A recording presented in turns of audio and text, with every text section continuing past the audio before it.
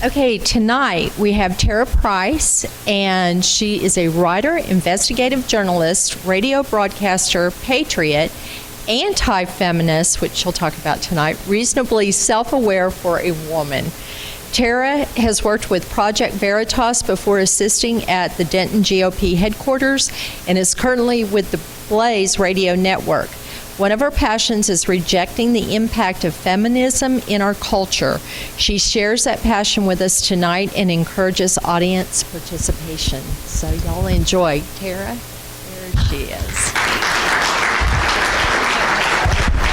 Hi. First of all, I wanted to warn you in advance. There's a little bit of the language in this video is not. I saw there's a child over there. There's some language in the video, but it's. I kind of want to start with the video because. All right. I just want to start with the video because I don't know how to. Let's see. And then we'll go from there. For me, I can't think of the Me Too movement and not have to face the fact that I have to look at Trump and he said the grab the pussy thing. Like, I cannot get over that. I cannot get over Trump said that in privacy. That's okay? No. Can we get some Deja real quick? Yeah.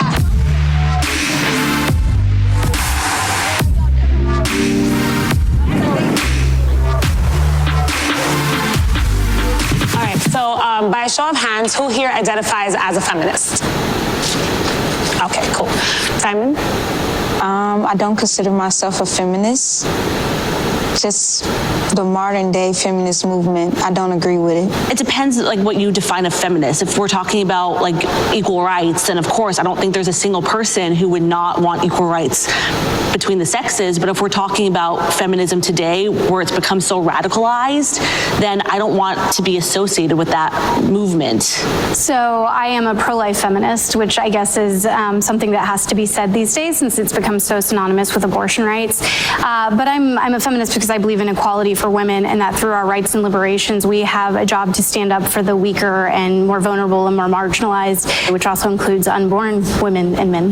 Yes, I actually struggle with identifying as a feminist for a lot of different reasons. And when I think about my intersecting identities as it pertains to being Black, as it pertains to being also trans, as it pertains to this movement, I struggle with saying, oh, I'm a feminist, but also support women's rights at the same time.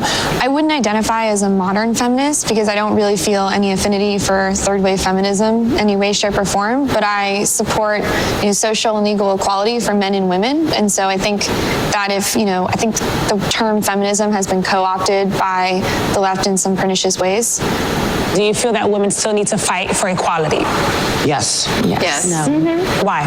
Just look at the GOP. I mean, where's the representation? I think that's the thing, coming from Texas, being surrounded by a lot of conservatives, and knowing representation is important, knowing that people don't know what they don't know, and if there's not a female voice there, or a woman of color, or a trans person to bring these issues up to the table, it's not going to get dealt with. Ariel just raised her hand, so I just want to get her take on this as well. Yeah, I was going to say that even though there was like this there was this awakening on the Democrat side in terms of having more women, I wouldn't say that a lot of the women that came into the Democratic Party or were representing the Democrats were not women that I felt like I could really connect with. By a show of hands, who here voted for Trump?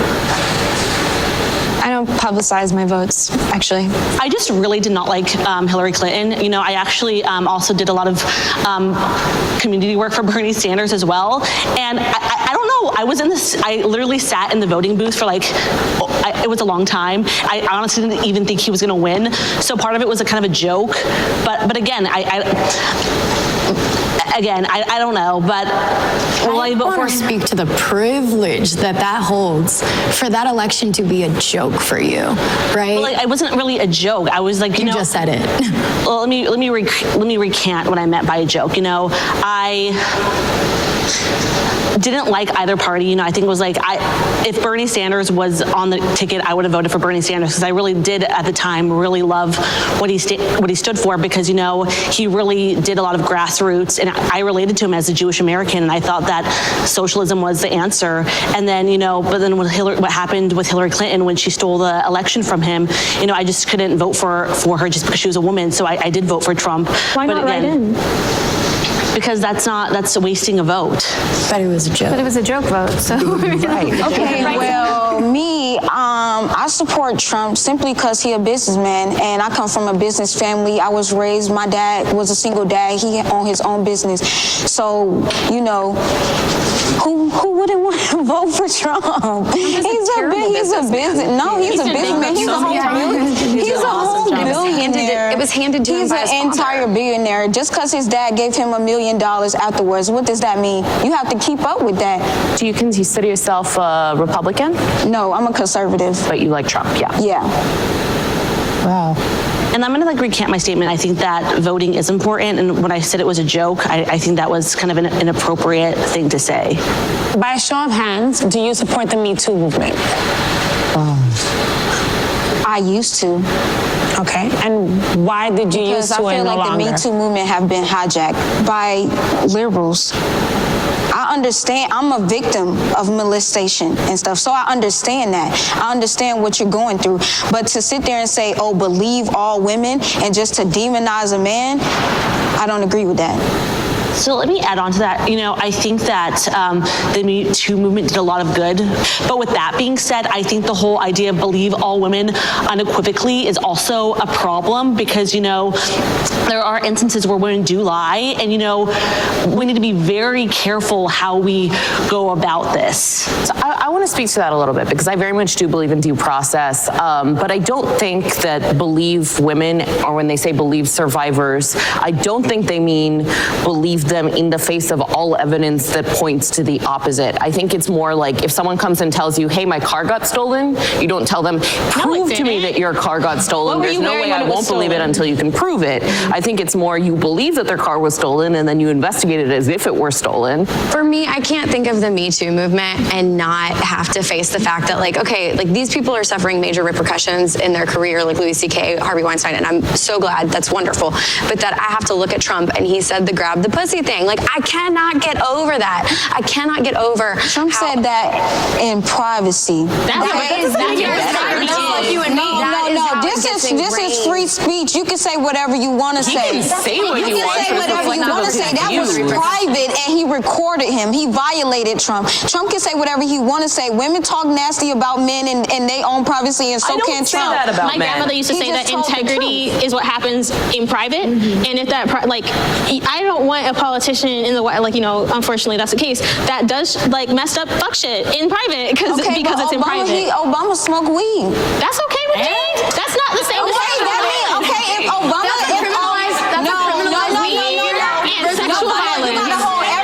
you gotta hold everybody on the same line. If Obama can do that, so that's Trump can say whatever he want to say. Can we hear from Deja real quick? Yeah. So, I mean, I think the difference, is like, because weed is illegal in some places. Yeah, I'm just absolutely, saying, because it's a criminalized behavior if he can do that and say that and do that, then so can he. It's a criminalized behavior with no victim. I think the language is reprehensible. I think the language is reprehensible. I agree. So I can agree with that. I also think that, like, when we talk about like behavior of people, I think what happened with President Clinton and his intern is also a violation. Right. That was a power position. Right. That was a position that he abused. So I think there are a lot of men out there that make bad choices. So if we want to talk about the Me Too movement, I think we have to be really nuanced, but I also think we should talk about, you know, what are the dynamics of dating and how do we navigate? I mean, this is kind of scary for men and women. How do we navigate how to date in the workplace? Well, do you think that dating, that's actually a question that I wanted to bring up. Do you feel that Me Too has affected dating? So I am friends with a lot of men, and they think that they're scared of dating. A lot of men are terrified of taking a girl home who's had any amount of alcohol because he doesn't want to get accused of sexual assault. I think it's better to be worried about that than to do it and not worry about it. I think also, join the club. Like, girls and women and femmes have been terrified to go on dates and go home and drink forever. So join the club. So my next question is, how is abortion, pro-life, and pro-choice wrapped up into feminism? So I'm that's not going to what touch that. I think for a lot of people, feminism, this wave of feminism has become synonymous with abortion. And so it's something where if you don't subscribe to abortion, then you don't belong in the feminist movement. You know, if you're pro-choice, cool. Like legally you can have an abortion in this country, but let's talk about what these other choices are as well. And how can we support women who are facing unplanned pregnancies like I had when I was 16 years old? You know, what was the support and honestly the privilege I had to be able to choose life for my son, because so many women don't have that. And I think personally, I very much agree. And when you see feminism that has this one axis that only talks about abortion, like having gone to school in Louisiana, I knew kids who knew what abortion was before they knew what a pap smear was. And you should be able to talk about all of sexual health, not just, the most sensational elements of sexual health. All right, for my next question, by a show of hands, are trans women helping push forward women's movement and gender equality? I want to hear Yes. Wait, what? Okay, so why? So we wouldn't have the LGBTQ rights movement if it wasn't for Sylvia Rivera and Marsha P. Johnson. Come on, you better know your history. Right? Okay, I'm a historian. Let's go. No, but for real, like if we didn't have Sylvia Rivera and Marsha P. Johnson pushing the envelope and saying no, we're saying no to police brutality, we're saying no to respectability, we're saying no to this idea that we have to fit into your straight box and then just check the gay box or check the trans box and still be okay. We wouldn't have the advancements in the women's liberation movement if we hadn't had this conversation about LGBTQ rights movement happening simultaneously, as well as, Black power having at the same time. But at the same time, those get whitewashed and straightwashed and ciswashed. Even like as a trans woman on this panel, I often experience that women feel that trans women are not supporting. It's like, well, trans women often get pushed to the corner, like we don't want you in our spaces, but yet we stand and fight. Even with as trans women of color, we started and supported the Black Lives Matter movement, and then oftentimes we still see Black trans women being murdered, and there's no conversation around it. For the people that disagreed, would you like to make a I statement? sort of disagree. And some people didn't need to hear. I think it's interesting though, right? Because when you didn't raise your hand, which was passive, but when you have to actively deny someone like their humanity, their agency to their face, it's really something different. I'm not denying anything. I don't have that much knowledge on it, so I'm listening and I'm learning. Exactly. That's beautiful. Awesome. Thank you, ladies. This is amazing. You ladies are so amazing. You're smart. You're beautiful. These women, first of all, I now understand the shrill tone that men talk about when women start arguing. Like that's that shrill tone. I know not to do that. But I think something that's very important and very close to my heart is to make sure that people understand things from there's more to life than just the political aspect of, how, running for an office and like being a politician and doing the politic thing. There's real life situations and real life, people's lives are really affected.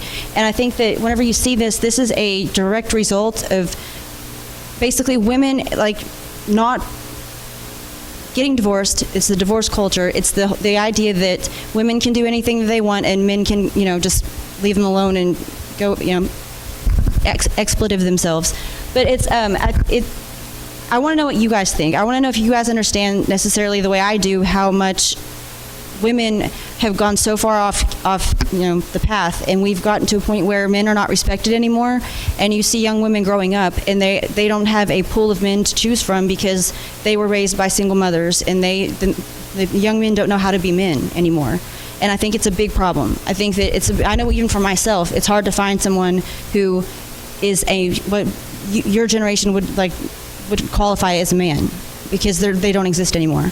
And I want to know kind of what you guys think. I don't want to talk at you. I kind of want to get people to talk about it just to see what your thoughts are. If anyone has anything to add in terms of what you think, how much influence you think feminism actually has on this election, and how much of an effect it actually has on society as a whole. Anyone? No one wants to join in the conversation? Yeah.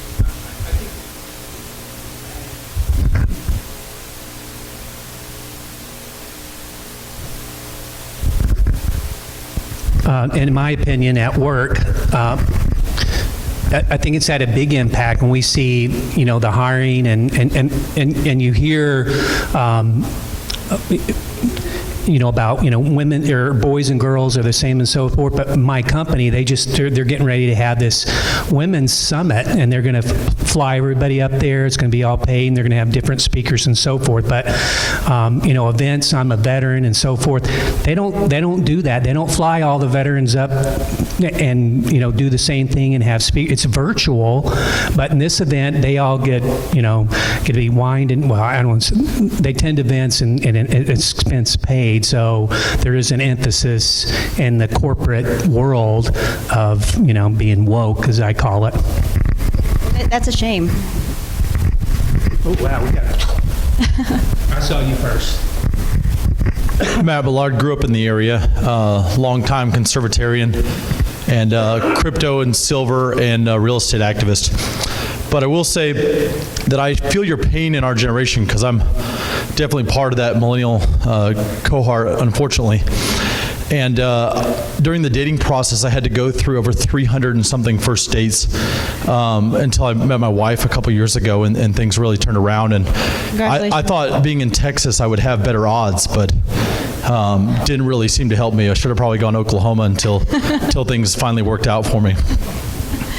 I'm glad they worked out for you. Yeah, and it's sad to see my generation struggling so much with the feminism in our culture, and just you see it on YouTube and you see it on social media every day. It's just in your face, constantly. And it's overlooked. It's completely overlooked, I feel, by the boomer generation and even the Gen X generation, because they think, oh, it's not a big deal. It's not going to affect anything, but it truly is changing the landscape. Like my nieces, their future, I'm worried for them, because the young men that they're going to have to choose from, they don't have the example of a man, because their parents, are divorced, or they're split up, or they are, feminists, and it's terrifying. Go ahead. David Shuck, I would say one of the things I've noticed in younger generations too is just there's a lot of loneliness. There's a lot of isolation.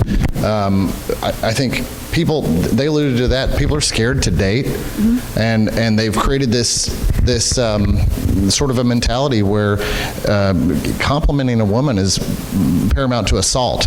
And so, part of courtship and all of those things and building bonds is part of what makes relationships strong. It's what makes, everything that we're founded upon.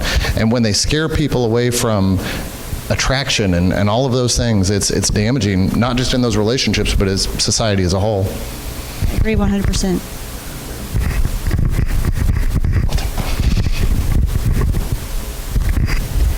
When I was in college, I was one of the new feminists at the time. So this was, women were totally equal. There were no differences between men and women. It's worse now, obviously. At the time, I took karate because the karate instructor was so cute. So that was my idea of taking karate. But what really struck me was when we would do our sparring, how much stronger men were than women. And I realized that you think that sounds so natural. I had no clue. I had no clue that a man was so much naturally stronger than a woman. And these men were not, all that big. I was 18, they were 20, so they weren't even probably full grown. That will live with me forever. And so here are these young women who are never put in those situations, and we have Hollywood portraying women constantly in movies as totally equal with men in these combat scenes. They are being raised to think there is no difference, and I don't know how they would know that difference. Honestly, it was so shocking to me. Maybe that just seems so obvious to y'all, but it wasn't to me. I didn't play around with my dad or anything. So anyway, I just thought that it's just so reinforced. So I feel sorry, and my 6'6" son would tell you different because he's a big guy. Just to add on one thing is, when I mentioned about Duke Carrillo being in our my son's Boy Scout troop, there was a lot of single moms And I said, why did you come to Scouts? And they said, for a male role model. So I'm sorry, Terah. No, you're fine. Good for them too for doing that, because you have to have a male. Otherwise, young boys, they don't have that example. It's just, it's being set for them. They don't know what it means to be a man. They only see the female, influence, and that's good for them for taking their sons to Boy Scouts. But I wanted to add as well, one of the things that I've learned recently as far as women in combat is concerned, I know when the women's right to vote first came about, a lot of women didn't want the right to vote because you had to then be eligible for the draft, and most women didn't want to be eligible for the draft. And so when they had that part of it amended, and so women we didn't have to be drafted, that in itself is not equality. You're literally putting men in a position where they have to do something, and we get a free pass. So it's important to note that double standard. Right. I should like to make a historical, a political, and a social point about feminism. I think the belief in the historical oppression of women is incompatible with the belief in the equality of women. Because if it is true that men throughout all of human history until roughly the 1920s were able to oppress women and force them to do their will throughout all of human history, and women were never even able to gain equality, that would strike me as prima facie evidence that men are superior to women. But we know that men aren't actually superior to women, and so a belief in the historical oppression of women is simply not compatible with what we know actually about women. And there were many powerful women, and the truth is, most men were oppressed throughout history. One of the interesting genetic facts is that 80% of women throughout all of human history have produced offspring. And we know that through the mitochondrial DNA, which is passed on only through the mother. But only 20% of men have survived long enough to procreate. So there's strong reason to believe that there was oppression of both. On the political point I like to make is that most suffragettes opposed feminism. The women that fought the hardest for the vote for women did not support feminism and saw it as an anti-male movement and a female supremacist movement, and wrote extensively about it. And I encourage you to read the suffragettes in the early part of the 20th century if you haven't done that. And finally, I'd like to make a social point about our modern day, which I see it even in our candidate forum. I saw it. There's an asymmetry in communication styles between women. Men have not figured out actually how to treat women equally, because men are expected to behave like 17th century gentlemen, while women are allowed to act like 21st century feminist harpies. And men haven't figured out how to adequately disagree and challenge women in the workforce, in politics, and so forth. And I know a lot of men positively dread this in the workforce and simply won't challenge women's ideas even when they're wrong. And I think that leads to bad public policy, and it leads to bad business. I agree 100%. Wow, that's great. I just want to hitchhike on what you're saying. I think it was brilliant. But I want to also make a historical point. A few years ago, I did some reading on how did we get to the modern feminist movement, and really it began as an attack on men. It was, primarily, and a lot of this, a lot of people have researched this. Probably the one that I think is best is Dr. Judith Reisman, who's I think now a law professor at Liberty University. But she wrote a book called Kinsey, Sex, and Fraud that exposed the Kinsey studies, which were really the launch of the sexual revolution, where Kinsey, who is a sexual researcher, said that most men have affairs, 10% of the population is gay, all of this stuff. It was all junk science. It was all fraudulent data, but it was totally swallowed by the entire culture. Reisman published this book, accused Kinsey of fraud, dared the Kinsey Institute to sue her, and they didn't do it because they knew they couldn't win. But Kinsey's research was then taken by a marketing genius, Hugh Hefner, who produced the Playboy culture. And Hefner's specific, black and white written down marketing plan was to aim his marketing of Kinsey's bad data at young, upcoming, upwardly mobile, college age and young professional men. And Kinsey and Hefner both hated Christianity, hated Judeo-Christian society, hated the family, and their marketing goal was to destroy the family by killing off marriage and targeting the men who were going to be basically the backbone. They were going to be the breadwinners. So out of that came the feminist movement. I mean, they basically dislodged a critical mass of men who were, should have gone on to be husbands and fathers, instead ended up getting swallowed up by the sexual revolution. The divorce rate began to rise.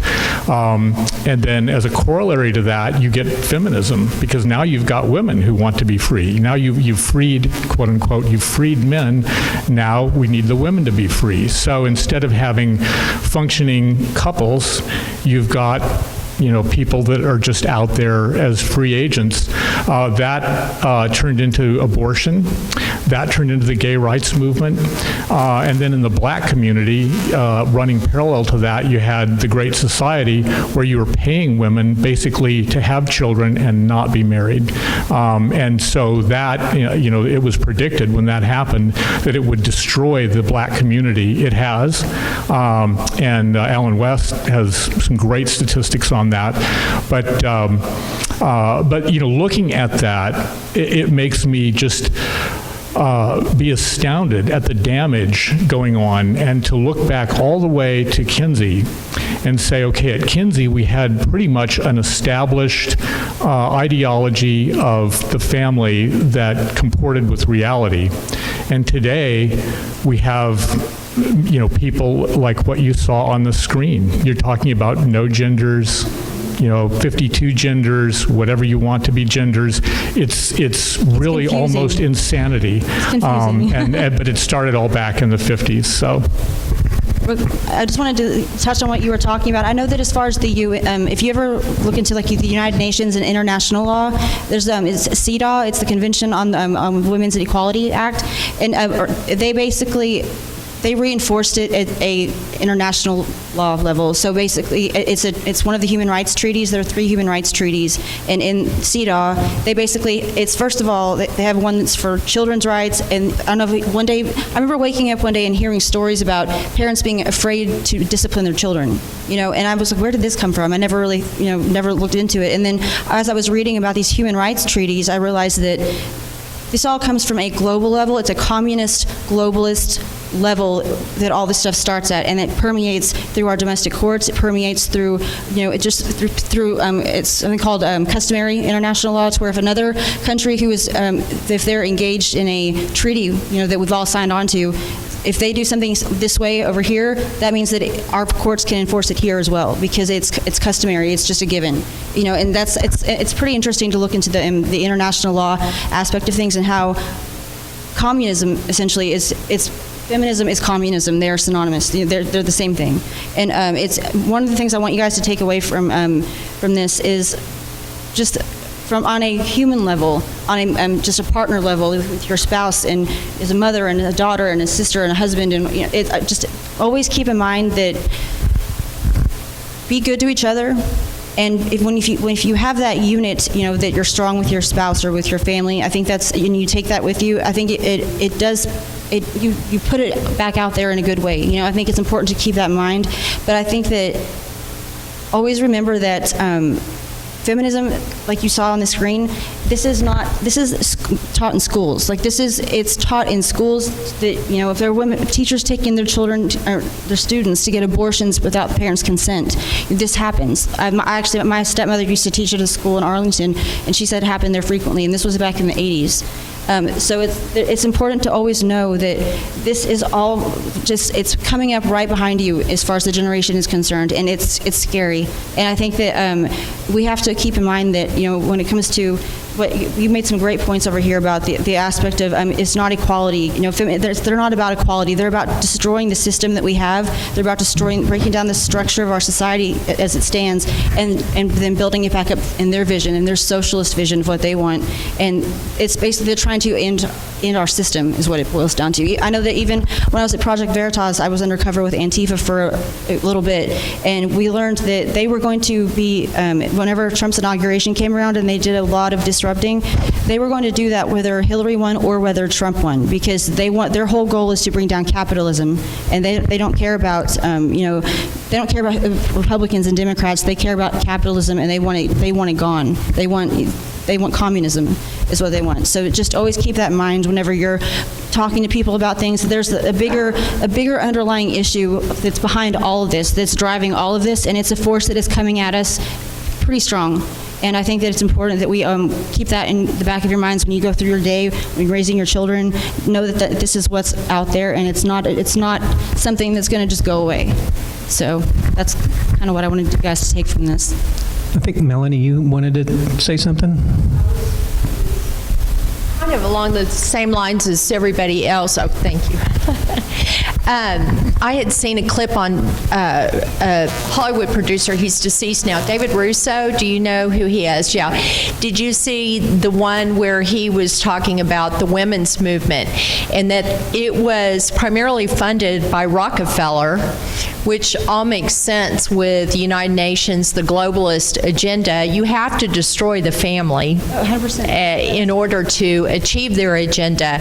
And so the sexual revolution, the women's revolutions, National Organization of Women, Gloria Steinem, when she came about with her Ms. magazine, she was funded by CIA. So it's, there is this underlying, communist threat that's been going on for over 100 years now. Yeah. And they're pretty close to succeeding, but it is the family unit does get in the way. So 100%. And once that's gone, we're done. And it's getting there. I mean, the divorce rate is insane.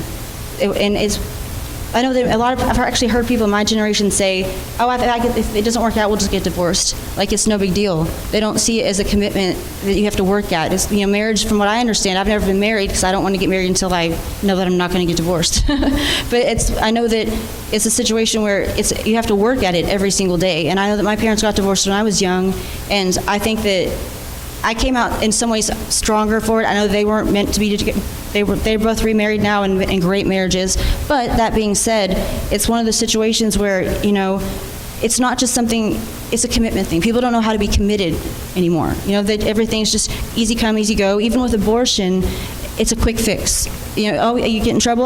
We have a quick fix for everything. And I think that that's one of the biggest problems that facing. And it's not even like that. This isn't a communist thing. This is this is a us thing. We've allowed it to get that way. It's not like we all have a choice every day to wake up and not be pieces of crap, and we have that choice. And I think that it's important to make sure that we're just cognizant of everything and don't push it under the rug and don't hide from it and don't be afraid of it, but just be aware of those women, or those are real people. I went to high school with women that are like that now, and back whenever we were in high school, it was like we were a clean blank slate, and then it's terrifying. I just know that for my generation, I'm worried about my generation, and I think that it starts with our parents even understanding what we're facing and starting to come at it from a perspective of understanding without accepting, if that makes sense. In other words, but also without condemning necessarily, because you're going to push people further off the cliff, if that makes sense at all.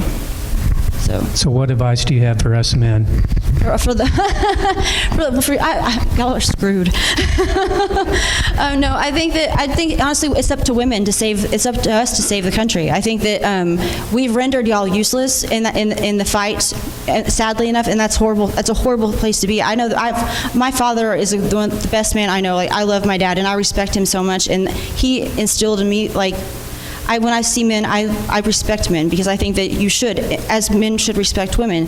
But there's something that women don't understand, that there is a empowerment that comes with submission, if that makes sense at all. I'm sure some women understand that. It's like if you make the choice to submit to your husband and let him be the leader, you're making that choice. You're not being forced to do it. And I think that there's something to be said about that mentality and to fight for that mentality every day. And women, it's up to us to practice that and teach other women, teach younger generations that it's okay to have a man be the leader, because you know what, he's stronger and he's probably more emotionally balanced than we are.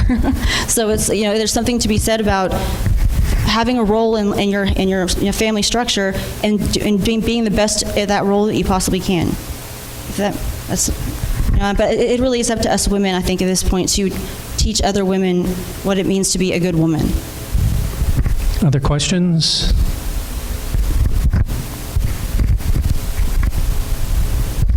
I like how you said it's so international nowadays, and it's not just feminism, it's a push from all different sides. I mean, it's sold as socialism because that's publicly acceptable nowadays, but it's really just communism in its purest form.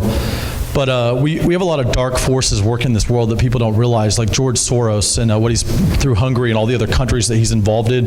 We got Sharia law coming in from the Middle East that's been really prevalent in Oklahoma in the past few years. I've been an activist in Texas for a long time and know a lot of Texas and Oklahoma and people in these circles. And I also wanted to say that people don't realize that it's all different institutions. I mean, we have the corruption in our education system, the indoctrination. We have the healthcare system and education system, and even especially the financial system that's broken. People don't realize that this weekend Ron Paul is speaking in Mexico to a group of millionaires and crypto and silver investors down there about the future of the economic system and what the world's going to look like. And people don't see the Rothschilds and the people behind the Federal Reserve and what's really happening with our money. They just think it's a way to pay for their goods and services, but there's such deeper things when it comes to taxation and freedom of choice, and just people don't understand the difference between free market economics or Austrian economics and what we have today with the Keynesian and the socialism, and now the communism that really threatens to take over. I mean, probably the only thing that'll keep me in Texas long term is if Texas is seized from the Union. Anybody else? Yep. Yes, ma'am. Thanks. I also grew up in the 60s when the women's movement was just getting going, and for those of us that are old enough to remember Helen Reddy saying, "I am woman, hear me roar." I was raised to be a lady, well-educated, financially stable, find a great man, have a great life. I raised my daughter to do the same, and our son. I think for you men, don't give in to the feeling of I'm not good enough, I'm not smart enough, women are running the world. They aren't. We have to share this world equally between men and women, and it upsets me. I have a son. So is the son the villain? When I see these women, I say, don't you have brothers? Don't you have fathers? Don't you have grandfathers? Won't you have sons someday, maybe? I mean, men are not the enemy, and women do not run the world. We share the world, and we need to learn to get along, and we need to stop making men the enemy. They aren't. Selfishness is the enemy, really. And women, when I see that sign, the future is, what is it? The future is feminine, or the future is, I go, excuse me? We're sharing the world, men and women equally. I do a lot of executive coaching for executives in their 50s, 40s, 50s, and 60s. They're so happy to know that I'm not a feminist. I'm working with this woman. Oh boy, what's she going to be like? And they quickly see I'm there to help them to be the best they can be as a leader in a corporation.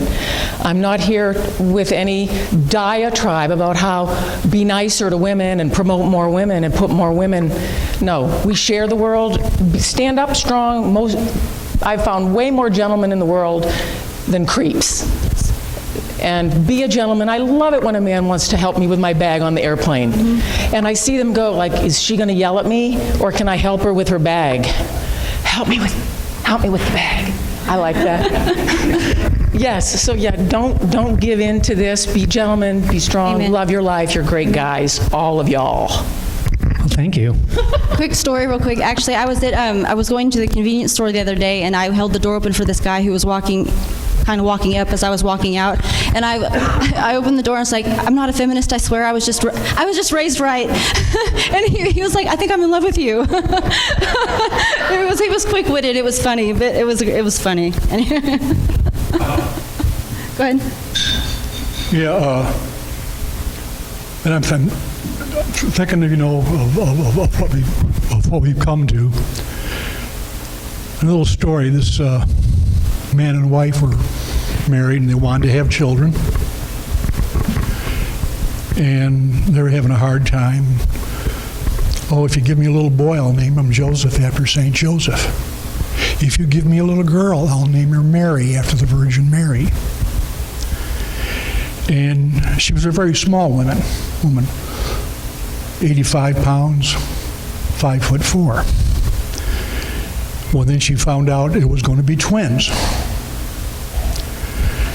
And she got about 5 months along. And not being able to carry twins, she got all kind of poisoning and stuff inside her, and they rushed her into the hospital. Oh, we'll just take those children. She was 5 months along. We'll just take those children. She says, no, that's God's gift. We'll all just die. They kept her alive a couple more months, 7 months, 2 months premature, ready to go into convulsions. Rushed her into the operating room. I'm Donald Joseph Shields. My twin sister's Mary Patricia. 81 years ago. And to think of what now, and it was in Virginia, and they voted, oh, not only can you abort the child, if it's born alive, you can sit there and let it die. And I wonder if most of this started with Roe versus Wade. We've murdered 70 million unborn children. I'm 81 years old. My twin sister's still alive. She's 81. Mom had 5 more children after that. And now it's just like, oh, we can just abort it, And I think a lot, I wonder when he's going to come down and make this a Sodom and Gomorrah. I think one of the most important points on that is for a woman to say, a lot of women from this, ilk would say that if they hadn't aborted their child, that they wouldn't be successful today. And I would say that if you have to kill someone to be successful, then you don't deserve success. So. Right. So a couple of people have mentioned the CIA funding of the feminist movement. Someone else mentioned the Rockefeller or some engagement. And I see the customary eye rolls everywhere. But the Federalist just ran a very, very good article. Well, I say just, 8 months ago. It was published on my blog till the courts took it down. And it details where the funding for the transgender movement comes from. And it turns out there's a series of Australian NGOs that American billionaires are sending their money to and washing their money through these Australian NGOs. So do you think it's just an artifact of free market capitalism that within 4 years, billion-dollar gender change clinics arose in every major city in the United States in 4 years? You think that was just an artifact of the market or something? There was just some market for kids to be castrated, right? Billionaires built those. Yeah. So there's an entire movement to do this, and it's UNESCO just put out their new document for what they're calling gender education and the promotion of gender equality in education, which deals extensively with teaching children transgenderism. They call it the trans industry. That's right. Like the green Worldwide. Industry. Yeah. So there is now I've kind of gone after them. I'm going to go after the libertarians a little bit. So I'm a recovering libertarian, and I spent most of my life as a libertarian. And I think libertarianism, unfortunately, has become functionally left-wing. And the reason is there's just no capability for a normal middle-class society, Christian society in America, which is really the last bastion of free speech and anything anywhere in the world. Nobody believes in free speech except middle-class Americans, right? You go to Europe, nobody believes in it. Go to Canada, nobody believes in it. So this group is just can't stand up, obviously, to this assault by billionaires to castrate children. We can't get laws passed in Texas against it. South Dakota just got a bill through their House but couldn't get it through their Senate. I mean, 5 of the major banks, including Chase, where I bank, threatened to pull all their banks out of South Dakota. Why are banks going to pull their business out of South Dakota if South Dakota passes a law against physically castrating children? Think about that for a second. So there actually is a movement that's being led by very powerful multinational forces to destroy the family. And feminism has been co-opted from the very beginning as part of this sort of subversive movement to do that. It's a vehicle on the highway to communism. Terah, I'm interested in a different dimension with your generation. I also grew up in the 60s and 70s, 6 kids, 3 female, 3 male. We were all equal as far as we knew, but we had a single mom who took us to church on Sunday nights, Wednesdays nights, and we had a society where people stepped in to help that single mom to guide our children, our group, to learn Scripture and to learn the hymnal and to join Boy Scouts and Girl Scouts. And at school, we said the pledge. So things were different, but it seems especially the spiritual grounding has changed. And Terah, I'm interested in what you're seeing with the spiritual battle among your generation and where that's headed. I would say it's headed nowhere because I don't know anyone else in my generation who actually attends church on Sunday, let alone speaks. I mean, I run the sound at my church, so but I know that it's non-existent from what I see. No Bible. That's the one church in DFW that's changing things. Good. What was it? The Bill Bible. Okay. Yeah, but I mean, I would say though, I think that, but like it was not 10%, 20%. No, it's like first of all, even when it comes to the abortion issue, did you notice that no one on that panel said anything about it's wrong because it's breaking. God says don't kill. They didn't even mention God once. That's not even. They don't see it as killing. They see it as, well, if I'm going to be successful in life, then I need to be able to do what I needed to do to be successful, no matter what it is. I think that there's no God in that system, or that thought process whatsoever. It's just not there. And I think that Facebook it's the narcissistic, situation we're living with Facebook and social media, and people are just always looking to get that and they'd rather get a like from than to get into heaven. So I think that. I hope that answers your question. Give us hope. Sorry. I know it's very disheartening. Do you have any message of how we can better reach or find people like you that can reach the generation? It's all in the messaging. It's all in the messaging. I think that you have to be able to figure out a way to reach without condemning, if that makes sense. I think that because if you condemn someone, they're going to go the opposite way. They're going to get defensive, especially, people can't take criticism anymore. It's like, I've tried to actually just, even amongst my friends who, typically they disagree with me. In fact, when we go out to dinner or movies, it's like, no politics, Terah. We're not talking politics tonight. I'm like, I'll just go home then. but it's people don't want to talk about it because they don't understand the issues well enough. I'm saying in my generation, I feel like they don't understand the issues well enough to be able to debate them. And so whenever I was first starting to learn about the way the world really worked, I would get really frustrated and I would get angry because I didn't really know why I was angry. I knew the answer, but I didn't know how to get to it, if that makes sense at all. And that creates a frustration, and you just kind of just shy away from it unless you're really passionate about it. So I think that trying to reach people and educate them somehow without condemning them and getting them, like, find a way to connect with them. Like, you could find a way to connect with every woman on that panel. Like, so even if it comes down to saying, well, you as a woman, you feel like you're not, being treated equally. Well, why? What exactly is it that you're not being, what's not equal about, the way you live your life versus the way a man lives his life in society? What is he capable, what does he have the right to do that you don't have the right to do? And I think that just addressing and getting them just to realize, oh, I don't have a point right now.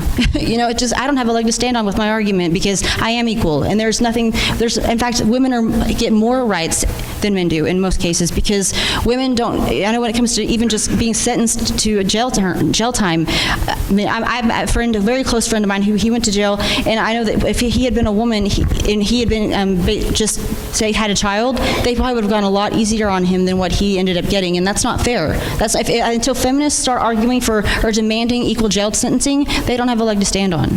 So, that will never happen. Tara, if I could touch on that. So you ever heard of Mark Perry with the American Enterprise Institute? No, sir. So he published a story for every 100 women or girls, it shows the stats comparative. So you talked about your friend being in jail. It said for every 100 women incarcerated, there's 1,333 men incarcerated. But he goes through all these facts, like, for every 100 women that are depressed, there's like 250 men that are depressed. And so I encourage you to go look at that, and I kind of threw that out to my wife. She goes, well, I'm still, and she was a victim at her work of not being paid the same as other male counterparts, and that's been corrected. But I kind of threw that stat out there, but it's Mark Perry with American Enterprise Institute. It's for every 100 girls, it shows the stats of how boys fare, and the numbers are staggering, but you look at incarceration. Yeah. I know too about as far as the equal pay thing. I know for me, I'm not good at negotiating for my pay because I'm just like, oh yeah, I'll take whatever you give me. But men are better at negotiating that because they have they've got to provide for their families, and they're like, no, I need this amount of money, and they will fight for that. And some women, I know you said, I'm sure you are probably better equipped to do that than I am. Yeah, but you do. But the thing is women don't understand. It's not that you're just that we're not. It's not a matter of because you're a woman, so we're not going to pay you as much. You have to fight for what you get. It's not. You can't just accept what you're handed. You have to fight for it. And women are typically, we do it behind each other's backs. We don't do it. We do it passive aggressively. So. Well, I'm Cindy Barnett, and you were talking about UNESCO and the NGOs. I don't know if a lot of these people realize it, but Trump was right when he said we need to get rid of the United Nations. Oh, 100%. Because the United Nations is the umbrella over UNESCO and NGOs, and it just keeps going down and down. And even the cool cities that our town adopted a few years ago is part of the United Nations. They want to control everything in our lives. Yep, you're 100% right. And how they do it is they actually, if they have passed, they actually want to say that climate change affects women differently and more harshly than men. That's the newest thing that they're trying to say. It's insane. I don't understand the mentality. Anyway, go ahead. I'll say to him that I'm more of a conservatarian. I can't find a party in this system right now, and I don't think I'll find one for a long time. But on another note, I wanted to say that I'm really praying. I'm a regular attender of James Robinson, the evangelist and theologian that worked with Billy Graham. I'm a big part of his TV show here in Dallas and Euless on Tuesday nights where they film, and he's really working with Trump one-on-one, and he's got a lot of people behind the scenes praying for a great awakening in this country, and I'm praying that we'll see a great awakening in the coming years because it's going to get very volatile. Yes, of course. Oh, go ahead. I think, yes, 100%. But I also think that I think it's kind of died off a little bit, in the past say year. I would say it's kind of died down. I know the Women's March, there was a couple hundred people there versus like 1,000 people in Dallas. Because Steven Crowder, he went and did it, changed my mind there, and he was like there was not the amount of people that he was expecting versus what showed up was nothing. But he still got assaulted twice. He was assaulted twice by two different transgender people who didn't like him saying that the rape culture was a myth. But I think that it's important to note the Me Too movement. I was at the Women's March the first year they came about. It was Trump's inauguration, and I'm not going to say the word because there's a child here, but it had a sign that said, Trump can grab my pee anytime. Okay, we were just trying to get a reaction out of people, and it got one. They were like came at us, ripping the sign out of our hands and just throwing it on the ground. And it's like, okay, if they really think that women have a right to free speech and all the rights that they think that women should have, they should be able to understand that not every woman has to agree with them. And also, women do lie. Women, just like men do, people lie. And the whole concept of we have to believe all women and we have to treat it like, that women are somehow superior, because we're not. Like, you say no one's superior to anyone in, as far as like when it comes to the law. Because at the end of the day, it boils down to, we're talking about being equal under the law, not being equal because you feel like you have as good of a job as your neighbor has. That's not equality. That's just, they, did something right and you didn't.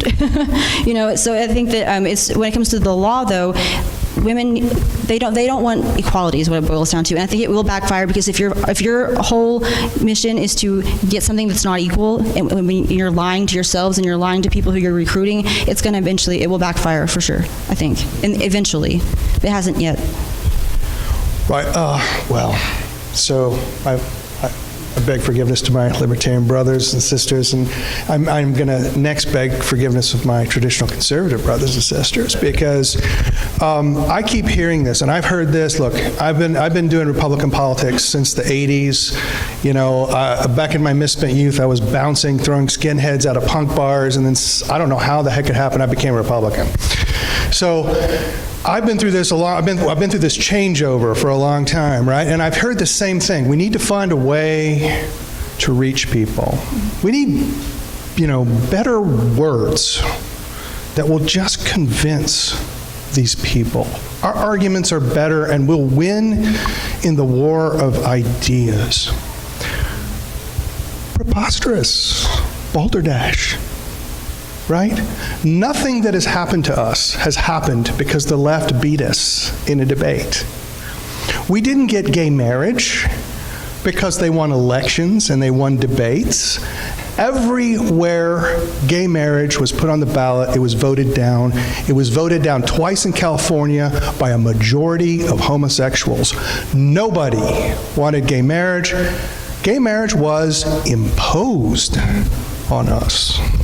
Okay? That had nothing to do with having better ideas.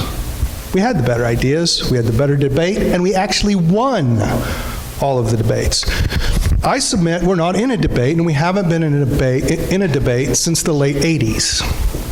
That actually power in America is largely exercised through courts, government agencies, and professional bodies.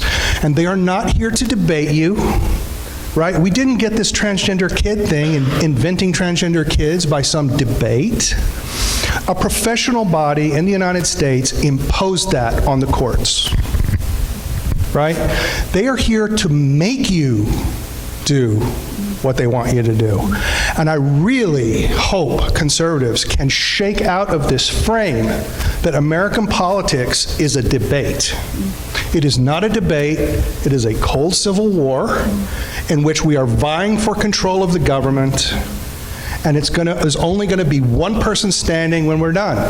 We can't live with these people. If you're going to castrate kids, we cannot live with you. Okay? If you want to impose gay marriage on us, we cannot live with you. Right? The answer would be federalism, but they've gotten rid of federalism. We don't have it anymore, right? But this idea that we should be in a search for better rhetoric, we've got to give this up. And we need to look for ways in which we can force our opponents to do our will.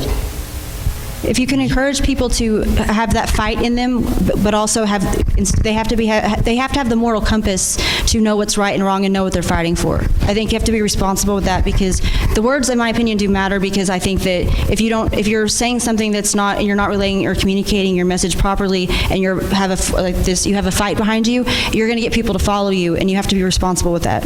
So, but I do agree with what you're saying, 100%. Anybody else? Thank y'all. I also want to say thank y'all for getting involved and being engaged. That's what I wanted. I didn't want to talk at you. I wanted to have conversations. Of course. Yeah, I'll just, Terah, I'd love to have your comment on what I'm about to say, because I kind of agree with you a little bit with, is it Michael? Jeff. I mean, I was an atheist until I was 24, 25 years old. And so, becoming a Christian, I had to really think about why do I think is this true? And how do I articulate it? So what do I believe? Why do I believe it? Same thing with conservatism. What do I believe? Why do I believe it? And in communicating this to younger people, and I do at church, it's the same thing. It's like, know what you believe, know why you believe it, and then kind of now, because we're almost in a countercultural situation, it's be prepared to take the hits for it. Mm-hmm. Be prepared to take the hits for it. So it's not just intellectual. Mm-hmm. That's important. You have to have the intellectual component. You have to know what you believe. You have to know why you believe it. But then you have to have the moral courage component, and that means sacrifice. I mean, the middle schoolers that I've got a class of middle schoolers, and I'm asking them, like, so what do you see yourself doing when you're 30 years old? And they're like, well, I want to be a systems engineer, making a lot of money. And we talk about what they believe. Well, what's your faith? What do you believe about certain things, including how your faith plays out into controversial issues that you're seeing in the news? What if you get on the wrong side of those controversial issues? What if someone hands you a paper and says, you can't go to the college you wanted to go to unless you compromise your views? Not all your views, just some of them. So I think that's a big component is, seeing ourselves really as countercultural, which in the history of the world, people with right-thinking ideas usually have been. And then, we want to reach out and kind of evangelize the rest of society, and I think that's important. But that has to start with evangelizing people in our own movement. So that's where I've put a lot of energy into, whether it's in conservative circles or whether it is in church, is making sure the people that are already kind of on the right team really understand why they're on the team, what the team's all about, and when they get to that point, then they're ready to go out and communicate it to other people, knowing that most people are probably not going to agree with you. You will win some of them, though. And you plant seeds. Yeah, and plant seeds. And, there is that awesome quote by Sam Adams. I don't know if I'll get it right, but, he says, it doesn't take a majority to prevail, but an irate minority spreading brush fires of freedom in the minds of men. I mean, that's how the American Revolution happened. It wasn't a majority of the colonists that even wanted to do what they did, but it was enough. And so I think if we kind of see that as our goal strategically, first strengthen the core and then start radiating out from the core, then I think it's a much more optimistic thing. And I mean, I've got 4 kids, two of them are here, and the other 2 would feel very comfortable here. And that's kind of what we've done as a family, is just say, okay, let's just be realistic here. What do we believe? Why do we believe it? Do we have the moral courage to sacrifice for it? And you know what? Even if we sacrifice, it's exciting. This is an exciting way to live for what is true rather than what is false. 100%. And I would add, too, as far as that goes, it's important, in my opinion, to watch this kind of garbage, because I think that it's important to know what their argument is. You have to know what their argument is to know how to debate them or to talk to them. And if I'm to a point now where I know exactly where they're going. It's like I know where this conversation's going, and you can be more calm when you talk to them. You get less emotional. You can be level-headed, and that honestly that pisses people off even more so. But it's interesting, and you have to know what their argument is. You have to be able to communicate with them, and if you don't understand where they're coming from at all, it's kind of pointless anyway. So that, I guess maybe as far as something to take from this, keep in mind that it's important to understand and to watch things that challenge your views, because it makes you stronger and it helps you understand people better, and you can communicate with them better, even though you totally disagree with them. So, Terah, where can we find you at? Oh, I'm on Facebook. I'm not really here to promote myself. I don't know. No, go ahead. But I'm on Facebook. I'm on Twitter. It's Terah Price. And you can find me there. I write for The Blaze, so you can find a couple articles up on The Blaze. And any of the video articles you see that say staff, that's me. Okay. But yeah, so that's The last email reminder I put out, I did put a link to her Facebook post. Yeah. Okay. So, but yeah, actually, I got started on Facebook. I didn't know anything about politics about five or 6 years ago, and I got interested in it and started debating people and got my rear end handed to me, and it really kind of drove me to want to get better, want to know what I'm talking about, and want to learn. And now, I'm writing for The Blaze, so it's pretty interesting. That's awesome. Yeah. So. All right, let's give a hand to Terah.